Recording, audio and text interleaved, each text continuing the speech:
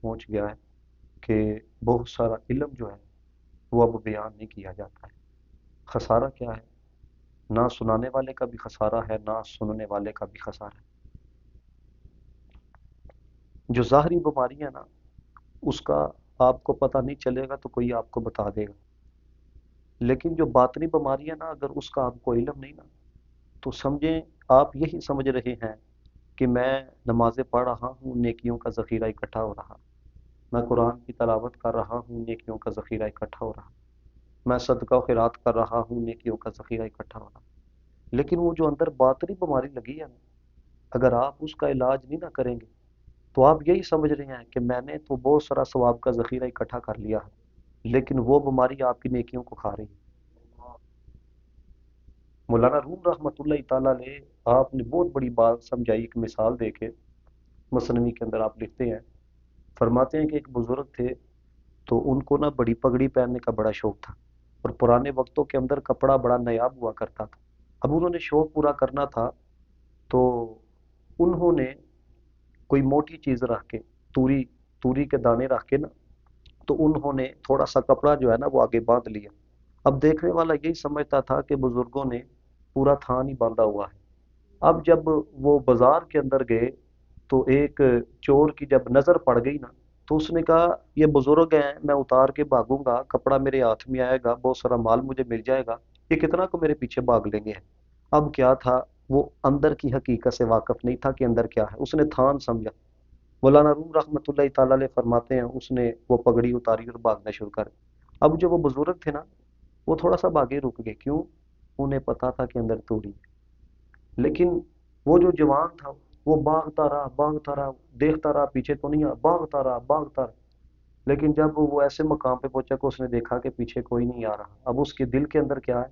اندر کچھ ہے، اس کے اندر کیا ہے کہ اب میرے دامن کے اندر بہت سارا مال آ جائے گا۔ لیکن مولانا روم رحمۃ اللہ تعالیٰ علیہ فرماتے ہیں کہ جب اس نے پہلی پٹی ہی ہٹائی نا، تو اندر سے توڑی نکلی، تو وہ پھر اپنے آپ کو کوس کے کہنے لگا اس کے لیے تم نے اتنی تگودو کی ہے، اس کے لیے تم نے اتنی کوشش کی ہے، مطلب کیا ہے؟ اس کو نہیں پتا تھا کہ اندر کیا ہے۔ تو یہی ہے کہ اگر آپ ان بیماریوں کے بارے میں نہیں جانیں گے جو باطنی طور پہ لگتی ہیں، تو پھر جب آپ قبر کے اندر جائیں گے، میدان محشر کے اندر جائیں گے، تو پھر آپ کو احساس ہوگا کہ میں نے ان کے بارے میں پڑھا کیوں نہیں۔ اور یہ بھی یاد رکھیں، نبی پاک علیہ الصلوۃ والسلام نے ارشاد فرمایا ہر خطیب سے اس کی خطابت کے بارے میں بھی پوچھا جائے گا، ہر خطیب سے۔ اب چونکہ بسا اوقات بیانات کے لیے ہمارا پاکستان کے اندر بھی جانا ہوتا تھا نا، تو یقین کریں کہ ایک دفعہ سیالکوٹ یونیورسٹی کے نا ایک لڑکے نے ٹائم لیا، تو مجھے کہتا ہے علامہ صاحب ایسا بیان کرنا ہے کہ ایک دفعہ بندے ہلا دینے۔ تو میں نے پھر اس کو کہا، میں نے کہا کہ میں پہلے بندے ہلا دیتا ہوں، پھر میں آپ کو بات سناتا ہوں۔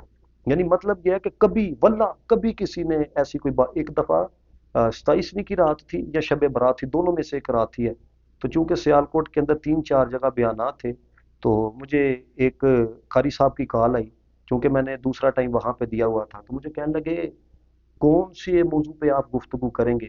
تو میں نے کہا کہ عید بھی آنے والی ہے، آپ کو پتہ ہے لوگ رمضان کے بعد لائب اللہ کے اندر مشغول ہو جاتے ہیں، تو میں کوئی صلاحی گفتگو کروں گا۔ تو مجھے بلا انہوں نے کیا کہا، مجھے کہنے لگے علامہ صاحب لوکاں دی بڑی اصلاح ہوئی ہے، کوئی جشیلیاں گلاں سنائے ہوا ہے، اصلاح ہوئی ہے لوکاں دی۔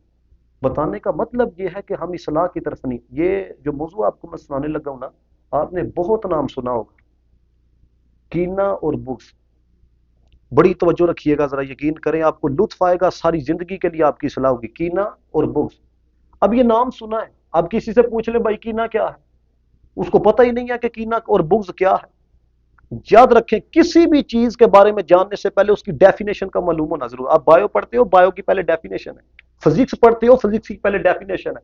تو اسی طرح کوئی بھی شے ہے، سب سے پہلے اس کے بارے میں جاننے سے پہلے اس کی ڈیفینیشن کا معلوم ہونا ضروری ہے کہ یہ چیز ہے کیا۔ تو یہ کینہ کیا ہے، یہ بغض کیا ہے، توجہ رکھیے گا۔ ہر دوسرا بندہ اس بیماری کے اندر مبتلا ہے، چونکہ واقفیت نہیں ہے۔ اور جب میں آپ کو بتاؤں گا نا کہ نبی پاک نے اس کے بارے میں کیا کہا، آپ کانوں کو ہاتھ لگائیں گے کہ یار ہم نے تو ایسا کبھی سنا ہی نہیں ہے کہ ایسا بھی ہوتا ہے۔ حالانکہ یہ بیماری ہر دوسرے بندے کو لگی ہوتی ہے، لیکن نہ واقفیت ہے، وہ تباہی کر رہی ہے۔ اسے یہی ہے میں نمازیں بھی پڑھتا ہوں، یہ بیماری لگی ہے، وہ بربادی کر رہی، اسے پتا بھائی میں قرآن بھی پڑھ رہا ہوں، لیکن وہ اندر اندر سے نیکیوں کی تباہی۔ اب دیکھو نا، نبی پاک نے جو کہہ دیا ہے، مجھے بتائیں وہ تو ہونا ہی ہے، وہ زبان جس کو سب کن کی کنجی کہیں۔ اب سب سے پہلے اس کی ڈیفینیشن کیا ہے؟ بڑی توجہ سے سماعت کیجیے کہ میرے نبی پاک صلی اللہ علیہ وآلہ وسلم، یاد رکھیں علماء جب کسی چیز کی ڈیفینیشن بیان کرتے ہیں نا، تو قرآن و حدیث، قرآن کی آیات، احادیث مبارکہ ان کے سامنے ہوتی ہیں، پھر انہیں سامنے رکھ کے پھر اس کی تعریف بیان کی جائے۔ یہ کیا ہے کینہ بغض؟ علماء فرماتی ہیں کسی مسلمان کو اپنے دل پہ بوجھ جان لینا، کوئی شرعی وجہ نہیں ہے، آپ نے کسی دوسرے مسلمان کو اپنے دل پہ بوجھ جان دیا ہے، کوئی شرعی وجہ نہیں ہے، بغیر کسی شرعی عذر کے کسی سے دشمنی لے لینا، بغیر کسی شرعی عذر کے کسی سے نفرت کرنا، فرمایا یہ کینہ اور بغض ہے۔ اب مجھے بتائیں، بڑی توجہ رکھیے گا، کتنی مبارک رات ہوتی ہے شب برات، شبان المعظم کی 15ویں رات؟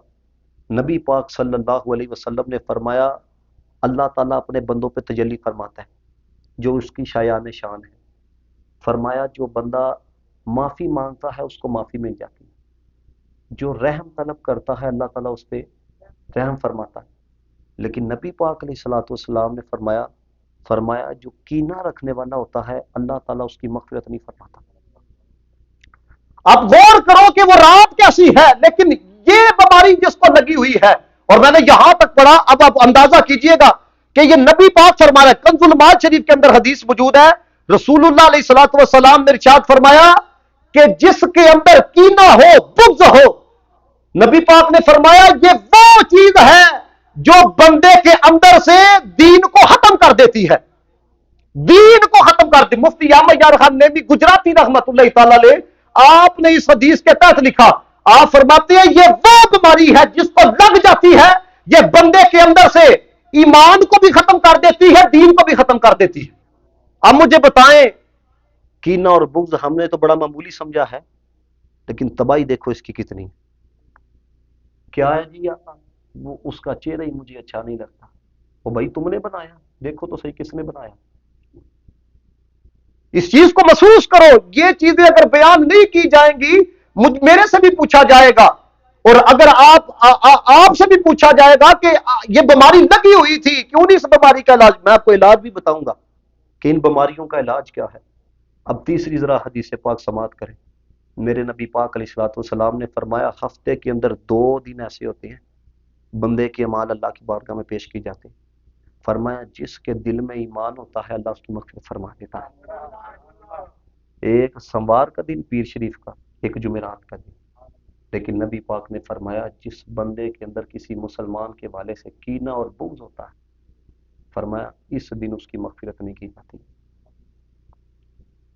اب چوتھی روایت سماعت کریں، میرے نبی پاک صلی اللہ علیہ وآلہ وسلم نے ارشاد فرمایا، حضور علیہ الصلوۃ والسلام فرماتے ہیں جس نے اس حال کے اندر صبح کی کہ کسی مسلمان کا بغض تھا، یقینہ تھا، فرمایا جنت کی خوشبو بھی نہیں سونگھ سکے۔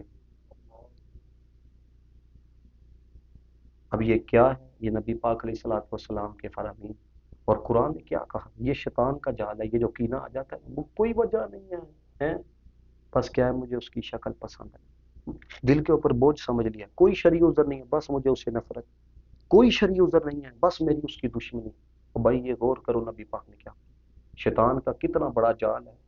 اللہ تعالیٰ نے قرآن مجید کے اندر فرمایا انما یرید الشیطان ان یوقع بینکم العداوۃ والبغضاء، فرمایا شیطان یہی چاہتا ہے کہ تم لوگوں کے درمیان دشمنی کو ہوا دے، دشمنی ڈالے، بغض ڈالے، ان یوقع بینکم العداوۃ والبغضاء فی الخمر والمیسر، شراب میں اور جوئے میں، اور پھر اس کی وجہ سے خرابی کیا لازم آتی ہے؟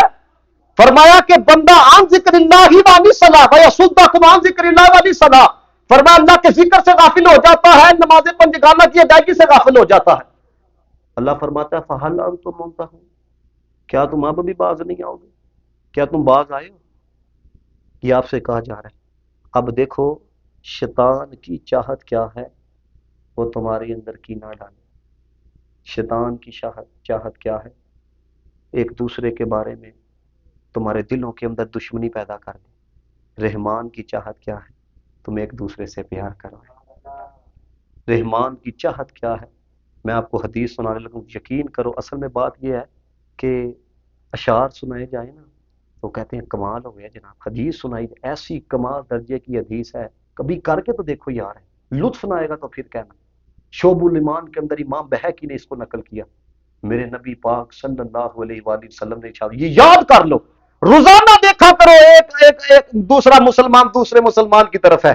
نبی پاک نے فرمایا جو مسلمان اس حال میں دوسرے مسلمان کی طرف دیکھے کہ اس کے دل کے اندر دوسرے مسلمان کے متعلق بغض نہ ہو، دشمنی نہ ہو، کینہ نہ ہو، فرمایا رحمت بری نگاہوں سے دیکھے، محبت بری نگاہوں سے دیکھے۔ دیکھے میں یہاں پہ کھڑا ہوں، میں آپ کی طرف دیکھ رہا ہوں، میں آپ کی طرف، اب دیکھنے کے اندر کتنے کو لمحے لگتے ہیں، میرے نبی پاک نے فرمایا اس حال میں دیکھے کہ دوسرے مسلمان کے متعلق بغض نہ ہو، کینہ نہ ہو، دشمنی نہ ہو، فرمایا ابھی دیکھنے والا اپنی نظر کو پلٹتا نہیں ہے، پلٹنے سے پہلے اللہ تعالیٰ اس کے سارے گناہوں کو معاف فرما دیتا ہے۔ مجھے بتاؤ یار، دین تو یہ سکھاتا ہے۔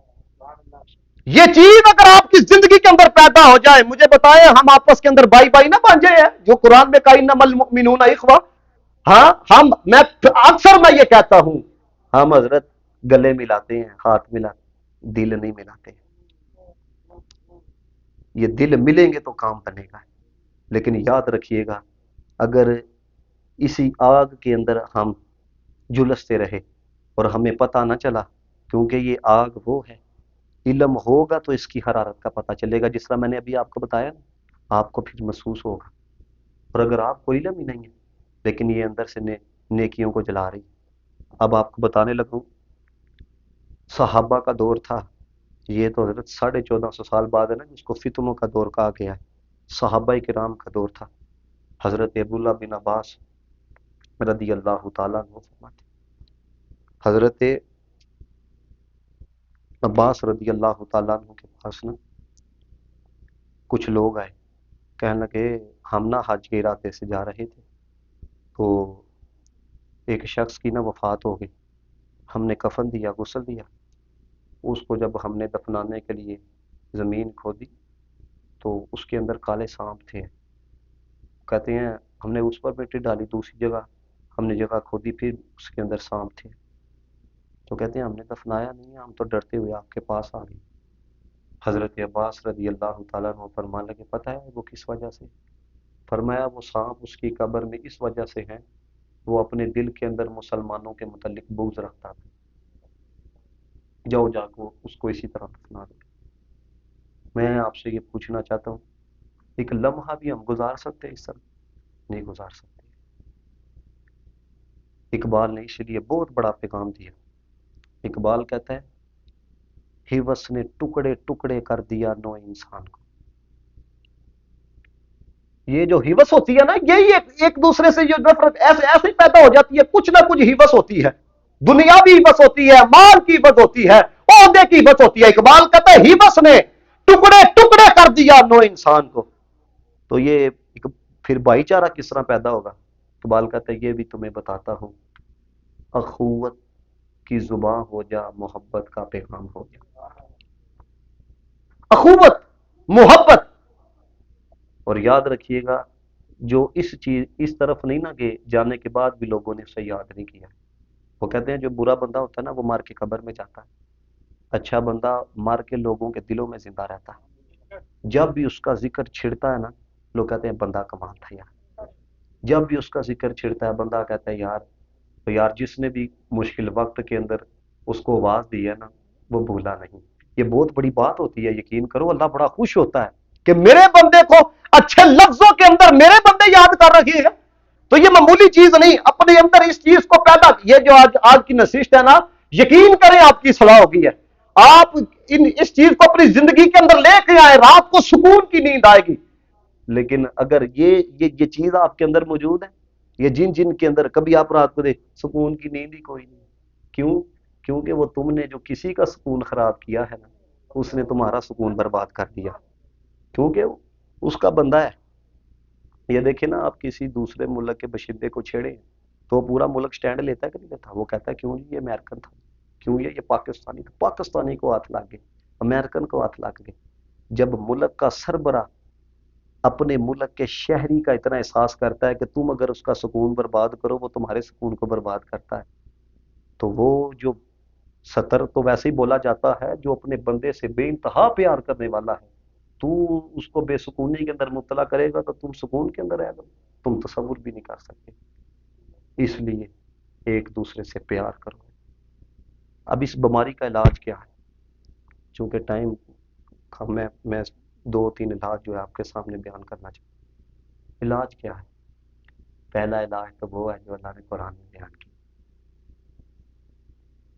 یہ دعا کیا کرو، ربنا ولا تجعل فی قلوبنا غلا للذین آمنوا۔ یہ قرآن ہے، اللہ بتا رہا ہے میری بارگاہ میں دعا کرو، ربنا ولا تجعل فی قلوبنا غلا للذین آمنوا، یا اللہ مسلمانوں کے متعلق میرے دل کے اندر کینہ نہ رکھنا، بغض نہ رکھنا، ربنا انک رؤوف الرحیم۔ یہ دعا کرو، فرمایا یہ تم دعا کرو گے نا جب رب کی بارگاہ میں، نہیں عربی یاد کر سکتے اردو تو آتی ہے نا، یا اللہ مسلمانوں کے متعلق میرے دل کے اندر کینہ نہ رکھنا، میرے دل کے اندر بغض نہ رکھنا، تو مجھے بتاؤ وہ تو سب کچھ کر سکتا ہے، تو جب اس کی بارگاہ میں عرض کرو گے، اس کی بارگاہ میں عرض کرو گے کہ یا اللہ نہ رکھنا، وہ رہنے دے گا؟ کبھی نہیں رہنے دے گا۔ تم مانگ کے تو دیکھو، تم اس کی بارگاہ کے اندر ترلا ڈال کے تو دیکھو، ربنا، وہ خود کہہ رہا ہے یہ دعا کرو، ربنا ولا تجعل فی قلوبنا غلا للذین آمنوا۔ ایک یہ علاج ہے کہ دعا کی جائے۔ دوسرا علاج کیا ہے؟ ایک دوسرے سے سلام لیا کرو۔ یہ میرے نبی پاک نے فرمایا سلام لیا کرو، کینہ ختم ہوتا ہے، بغض ختم ہوتا ہے۔ اور میں آج کی نشست میں آپ سب کو یہ نصیحت کرنا چاہتا ہوں، جب نماز ختم ہو جاتی ہے ایک دوسرے سے سلام لے کے جایا کرو، محبت پیدا ہوگی، ایک دوسرے کا دکھ آپ سمجھنے کی کوشش کرو گے۔ کیا سمجھیں؟ دیکھیں نا، مسلمان جس میں واحد کی طرح ہے، اس کے اوپر بھی کبھی انشاءاللہ گفتگو کریں گے، تو ایک دوسرے سے سلام لو۔ مجھے بتائیں جب کہا جاتا ہے، وہ بابا فرید نے کہا نا، اٹھ فریدا ستیا میلا ویکھن جا، اٹھ فریدا ستیا میلا ویکھن جا، جے کوئی بخشیا مل جائے تو تو بھی بخشیا جا۔ السلام علیکم، وہ تم پر سلامتی، ورحمت اللہ وبرکاتہ، اللہ کی رحمت نازل ہو، برکت نازل ہو۔ اب مجھے بتائیں، وہ جس کو تم کہہ رہے ہو، اگرچہ تم جیسے مرضی ہو، لیکن وہ اگر اللہ والا ہے، وہ اگر عشق والا ہے، وہ پیار والا ہے، قرب الہی رکھنے والا ہے، تو جب وہ کہے گا وعلیکم السلام ورحمت اللہ وبرکاتہ، تو مجھے بتائیں رحمتوں کا نہیں نزول ہوگا، برکتوں کا نزول؟ وہ یار اسلام تو ایسا دین ہے، ہم نے سمجھا ہی نہیں، ہم نے صرف ذاتی انا کی وجہ سے ایک دوسرے کو لڑوانا شروع کر دیا، ایک دوسرے کو دستے گریبان کروانا شروع کر دیا۔ خلیفہ ہارون الرشید کا دور تھا، ایک بندے کو سزائے موت ہوگی، جب جلاد اس کا سار اتارنے لگے نا، جب اس کو پھانسی دینے لگے، تو انہوں نے کہا جی آخری خواہش کیا ہے؟ انہوں نے کہا جی آخری خواہش یہ ہے بادشاہ سے ملاقات کرنی۔ انہوں نے کہا جی ٹھیک ہے۔ اس کو جب محل کے اندر لے کے گئے، خلیفہ ہارون الرشید بیٹھا تھا، اب یہ جو تھا نا ملزم، اس نے جاتے ہی کہا، اس نے کہا السلام علیکم، آگے سے اس نے کہا وعلیکم السلام۔ ہارون رشید کہتا ہے کوئی کام ہے؟ اس نے کہا بس میرا کام مکمل ہو گیا۔ جلاد آگے اس کا سر اتارنے کے لیے، اس نے کہا تم میرا سر نہیں اتار سکتے، اس لیے کہ بادشاہ نے مجھے سلامتی کی ضمانت دے دی۔ اب بادشاہ کہنے لگا میں نے کب تمہیں سلامتی کی ضمانت دے دی؟ وہ مسکرا کے کہنے لگا تم نے کہا نہیں وعلیکم السلام۔ وہ مسکرایا جب اس نے دیکھا نا کہ اس نے کس سوچ کے ساتھ کہا، اس نے کہا اس کو آزاد کر دو۔ تو علماء نے لکھا یہ جو ہم کہتے ہیں نا السلام علیکم، اور آگے سے جواب آتا ہے وعلیکم السلام، جب ہم سلام کہہ رہے ہوتے ہیں ہم اگلے کو ضمانت دے رہے ہوتے ہیں، او میرے مسلمان بھائی مجھ سے تیری عزت بھی محفوظ رہے گی، مجھ سے تیرا مال بھی محفوظ رہے گا، مجھ سے تیری جان بھی محفوظ رہے گی۔ ہم سلام لے کے گلے لگا کے پھر بھی ایک دوسرے کی جڑیں کاٹیں، تو مجھے آپ بتائیں اس سے بڑھ کے منافقت کیا ہو سکتی؟ سلام لے رہے ہو السلام علیکم ہے، اور یہ ہے سلام کا مطلب، کہ سلام لے کے تم ضمانت دے رہے ہوتے ہو تیری جان محفوظ رہے گی، تیرا مال محفوظ رہے گا، تیری عزت محفوظ رہے گی۔ اور غور کرے ایک دوسرے سے عزت محفوظ ہے، ایک دوسرے سے مال محفوظ ہے، جان محفوظ ہے، ہم کس طرف جا رہے ہیں؟ آپس کے اندر جب تک یاد رکھیں محبت اور عشق پیدا نہیں نہ ہوگا، پھر یہ یاد۔ تیسرا اس کا علاج کیا ہے؟ آخری بات صرف ایک دوسرے سے اللہ کی رضا کے لیے محبت کریں، ایک دوسرے سے، یہ میرے رب کا بندہ ہے، یقین کریں کبھی آپ اللہ کی رضا کے لیے نا کسی کو خوش کر کے دیکھو ہے، آپ کے دل کے اندر ایسی لذت اور ایسی چاشنی آپ کو محسوس ہوگی آپ تصور نہیں کر سکتے۔ ہم چونکہ نیکی کرتے ہیں اپنے لیے ہے، چلو اس کے ساتھ نیکی کی ہے نا، اب میں گزروں یہ مجھے سلوٹ مارے ہے، میں گزرا ہوں یہ مجھے پوچھے اچھا چائے پینی ہے پھر آپ نے، یعنی ہم کہہ رہے اب میں جاؤں گا یہ دوسرے گاہکوں کو ہٹا کے یہ پہلے مجھے ترجیح دے، تم نے اپنے لیے پھر نیکی کیا ہے اس لیے تو لذت، اور اس کے لیے کر کے تو دیکھو ہے۔ ہمارے قبلہ کی صاحب رحمۃ اللہ تعالیٰ علیہ، آپ میں سے تو چونکہ کوئی سیالکوٹ کا نہیں، جہاں پہ پہلے نا جو منڈی تھی نا، وہ جہاں پہ قبلہ کی صاحب رحمۃ اللہ تعالیٰ علیہ کا آستانہ تھا نا، تھوڑی آگے منڈی تھی، تو آپ کو پتہ ہے منڈی کے اندر اچھے خربوزے بھی کئیوں نے رکھے ہوتے ہیں بڑے بہترین قسم کے، اور کئیوں نے وہ بھی رکھے ہوتے ہیں جو گلے سڑے ہوتے ہیں، کیونکہ ماڑا بندہ وہی لے کے جاتا ہے، غریب بندہ۔ اب وہ نا غریب بندہ ریڑھی کے اوپر گلے خربوزے رکھ کے نا قبلہ کی صاحب رحمۃ اللہ تعالیٰ علیہ کے آستانے کے آگے سے نا وہ گزر رہا، تو مرید چونکہ آپ کو پتہ ہے ایسے ایسے مرید یہ وہ لوگ تھے جو ٹگوں کو نہیں دیکھتے تھے، لوگ ان پہ جان نچھاور کرنے، بڑے بڑے کرنل بڑے بڑے پروفیسر آ کے قدموں میں بیٹھتے تھے۔ تو آپ نے نا ایک مرید کو کہا، کہنے لگے اس سے نا سارے خربوزے لے کے نا کاٹ کے تو بانٹ دو۔ اب مرید تھا، اس نے سارے خربوزے خرید کے پھاڑی پھاڑی بانٹنا شروع کر دی، اب کھا بھی نہیں گیا کیونکہ قبلہ کریم صاحب نے بنٹوایا تھا۔ مرید کہنے لگا حضور اگر آپ حکم لگاتے، یہ ساتھ ہی منڈی ہے، میں اچھے اچھے خربوزے لے کے آتا میں وہ بانٹتا، آپ نے یہ کیوں کہا؟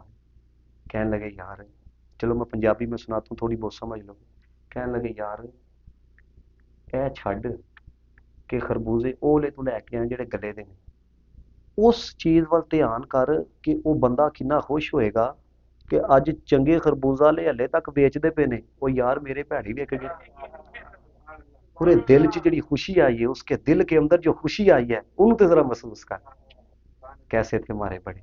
اللہ تعالیٰ جو کچھ بیان کیا گیا ہے عمل کی توفیق عطا فرمائے، واخر دعوانا